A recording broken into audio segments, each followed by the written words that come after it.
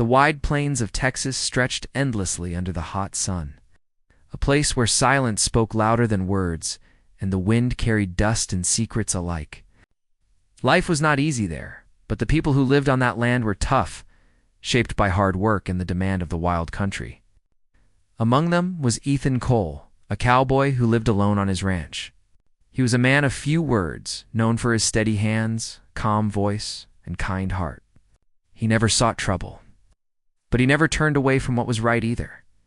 Ethan's ranch sat a short ride from the small town and just down the road from his neighbor Harold Jenkins's property. Harold was different from Ethan. Where Ethan was patient and fair, Harold was sharp-tempered and selfish. Most folks in town didn't trust Harold much, but they tolerated him because he owned land and cattle. Ethan often saw Harold bark at his workers or scold the shopkeepers when prices didn't please him. Still, he stayed clear of Harold's business, till the day a stagecoach brought with it a surprise that would change everything. It was a hot morning when Ethan spotted the dust rising on the road. A stagecoach rattled its way toward Harold's ranch, the horses' hooves pounding the dry earth. Ethan leaned against his fence and watched with mild curiosity. Stagecoaches usually meant visitors, supplies, or sometimes strangers looking for work. This one stopped right at Harold's gate. Out stepped a young woman in a plain but neat dress, holding a small suitcase. Her brown hair was tucked back under a bonnet, and her eyes carried both hope and nervousness. She stood still for a moment, looking around as if trying to take in the strange land that would now be her home. Ethan realized quickly who she was. The rumors were true. Harold had sent for a mail-order bride. Some men out on the frontier did so, writing to agencies or church groups back east or even across the sea, asking for women willing to travel far for marriage and a new life. It was not uncommon, but it was always a gamble. Some unions worked, others fell apart. This young woman must be Clara, the bride Harold had promised to marry. Harold came out of his house, but instead of greeting her warmly, his face twisted with annoyance. Ethan could hear his voice even from where he stood at the fence. "You're not what I expected," Harold barked, crossing his arms. "Too small, too frail. I needed someone who could work the land as much as anything else." Clara looked startled, then her voice trembled as she said, "I came as agreed. I left my family, my home. You sent for me. I have nowhere else." Harold waved his hand dismissively. "Not my problem anymore. I changed my mind. I don't need you. You can find your own way." The words cut through the air like a whip. The small group of townsfolk who had gathered by chance near the gate fell silent. They watched as Harold turned coldly from Clara, grabbed her suitcase, and tossed it onto the dirt road. Dust rose as it hit the ground, and Clara's face paled. Her lips trembled, but she stood frozen, her hands shaking at her sides. The stagecoach driver muttered uneasily, not sure whether to leave or wait. Ethan's jaw tightened. He wasn't a man who liked to interfere in another's affairs, but this was different. This was cruelty. A woman had crossed oceans and plains, believing she would be welcomed only to be abandoned like unwanted cargo. She was a stranger in a strange land, surrounded by people she did not know. With no one to turn to, Clara's eyes darted across the faces of the bystanders, but no one stepped forward. Some whispered in hushed voices. Some looked away uncomfortably, unwilling to get involved. Ethan, however, couldn't ignore the sight. His heart ached as he saw her standing there, her future shattered before it had even begun. He pushed himself away from the fence and walked toward her. Each step was steady, his boots crunching in the dirt. Clara glanced at him, uncertain, but his calm expression and gentle eyes made her pause. He tipped his hat politely, his voice even but kind. "Ma'am," he said softly, "you don't deserve this kind of treatment. What happened here isn't your fault." Clara swallowed hard, her voice barely more than a whisper. "I don't know what to do. I have no family here, no friends, I thought." Her voice trailed off as she looked down at her small suitcase lying in the dust. Ethan crouched, picked up the case, and brushed the dirt off. "You don't have to decide right now," he told her. "If you'd like, you can stay at my ranch for a while." At least until you figure things out. You'll have food, a roof, and safety. Clara hesitated. The shock of rejection still clung to her, and the idea of trusting another man so soon frightened her.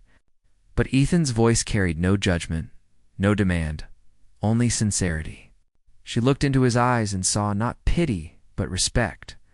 The silence stretched, broken only by the rustle of the wind in the grass. Finally, Clara nodded, her voice trembling. "Thank you. I don't know what else to do." Ethan gave a small nod, as if it was the most natural decision in the world. He guided her to his wagon, loading her suitcase carefully.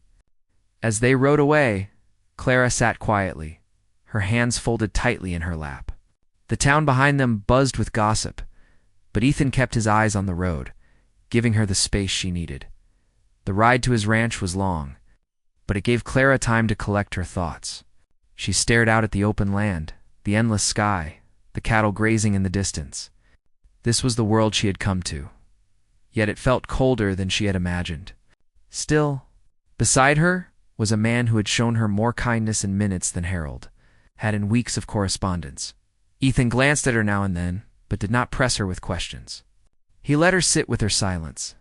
He understood that sometimes words were not what people needed. Sometimes they just needed to know they weren't alone. When they reached his ranch, Ethan helped her down from the wagon.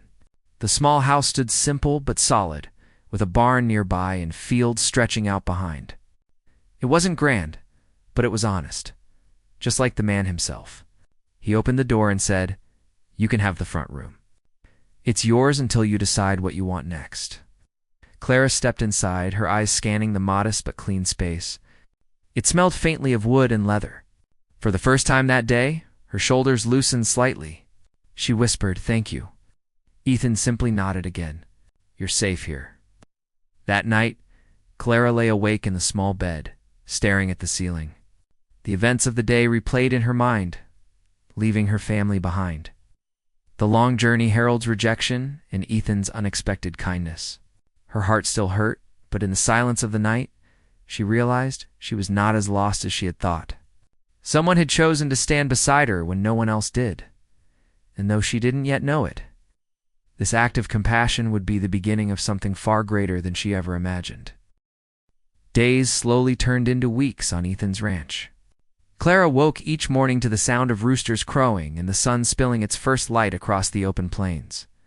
At first, she felt unsure, her heart still heavy with the memory of Harold's cruel rejection. But as time went on, the quiet rhythm of life at the ranch began to soothe her.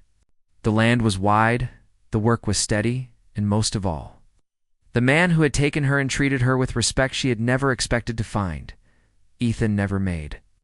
Clara felt like she owed him anything. He gave her space to settle, never pressed her with questions she wasn't ready to answer, and showed her the daily routines of ranch life with patience. In return, Clara began to help around the house, cooking simple meals, sweeping the floors, and adding touches of warmth that Ethan had never thought much about. Flowers appeared in jars on the table, curtains were straightened, and the sound of soft humming filled the rooms as Clara worked. Slowly, the lonely ranch began to feel like a home. Ethan noticed these changes but said little. He was not a man of flowery words, but each evening, when he came in from the fields and smelled fresh bread or saw Clara sitting by the fire sewing, he felt something stir inside him. For years, his life had been quiet, shaped by cattle, fences, and the endless horizon. Now with Clara there, his days carried a new kind of meaning. The townsfolk, of course, noticed too. Whispers followed them whenever Clara went to town for supplies. Some said Ethan was foolish to take in a stranger with no kin and no dowry. Others admired his decency, saying it was rare for a cowboy to act with such honor. Clara heard the whispers, and sometimes doubt crept into her heart. But Ethan's steady presence kept her fears from taking root. He never seemed ashamed to be seen with her. When he walked beside her down the dusty streets, he did so with quiet pride, tipping his hat to neighbors without a trace of embarrassment. One evening, Clara stood by the corral, watching the sunset turn the sky into a painting of gold and red. Ethan was tightening a fence post nearby. Gathering courage, she spoke softly. I thought I was worthless when Harold turned me away. I thought maybe no one would ever want me." Her voice trembled, but she forced herself to continue. "But you've shown me something different. You've shown me kindness." Ethan leaned against the post, wiping sweat from his brow. He looked at her with steady eyes, the kind that didn't falter or shift away. "You were never worthless," he said simply. "Harold just couldn't see your worth. That's his blindness, not yours." His words were plain, but they sank deep into Clara's heart. From that moment, something began to grow between them. It was not a sudden rush, but a steady bond, built day by day. Clara learned to ride the horses, her laughter ringing out across the fields when she finally mastered a trot without stumbling. Ethan showed her how to mend fences and tend to the cattle. And though the work was hard, she felt proud of every skill she gained.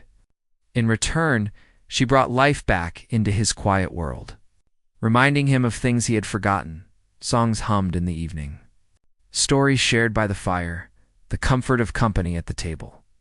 One rainy afternoon, when the sky poured down and the fields turned to mud, Clara baked bread while Ethan fixed a leak in the roof. They ended up laughing together when the water dripped onto Ethan's head, no matter how he angled the patch. The sound of their laughter filled the small house, and in that moment, it was clear to both of them that they were no longer strangers. The months passed and seasons turned. Clara began to feel like she belonged on the ranch. She stopped thinking of it as Ethan's ranch and more as their home. Ethan, who had lived so long in solitude, now found himself lingering at the table after meals just to hear her talk, or pausing his work outside to listen when she sang softly while hanging laundry. Without saying it aloud, both of them knew their lives had changed forever. One night, under the wide Texas sky filled with stars, Ethan finally found the courage to speak his heart. They had been sitting on the porch in silence, listening to the crickets. Ethan's voice was low but firm when he said, "Clara, when you came here, it was because you had no place to go. I gave you shelter, but in truth, you've given me more than I've given you. You've given me back a life I thought was gone." Clara's breath caught. She turned to him, her eyes shining in the starlight. For a moment, she couldn't speak.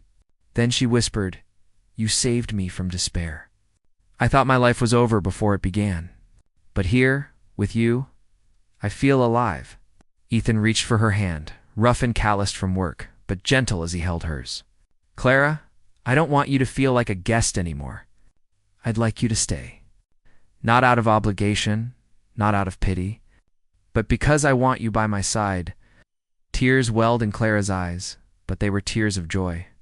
Her voice shook as she answered, "Yes, Ethan, I'll stay. Not because I have no choice, but because I want to." From that night on, their bond was no longer unspoken. It was clear to them both, and to the people around them. The cowboy and the abandoned bride had found something true, something that grew from respect and kindness.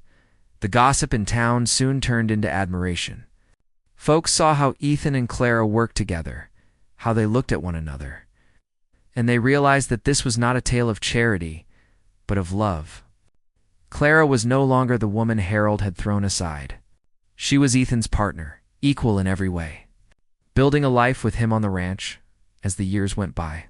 They faced challenges together, storms that damaged fences, dry seasons that tested their strength, and long days of labor. But through it all, they stood side by side, never doubting the choice they had made. Clara, once lost and rejected, became the heart of the ranch. Ethan, once a solitary cowboy, became a man fulfilled, his life richer than he had ever dreamed. And so it was that out of cruelty came kindness, and out of rejection came true love. The cowboy who had once stood watching at a neighbor's fence became the man who changed a woman's life, found his own happiness in the process. Under the endless sky of Texas, Ethan and Clara proved that sometimes the greatest love stories are born not from grand beginnings, but from simple acts of compassion and courage.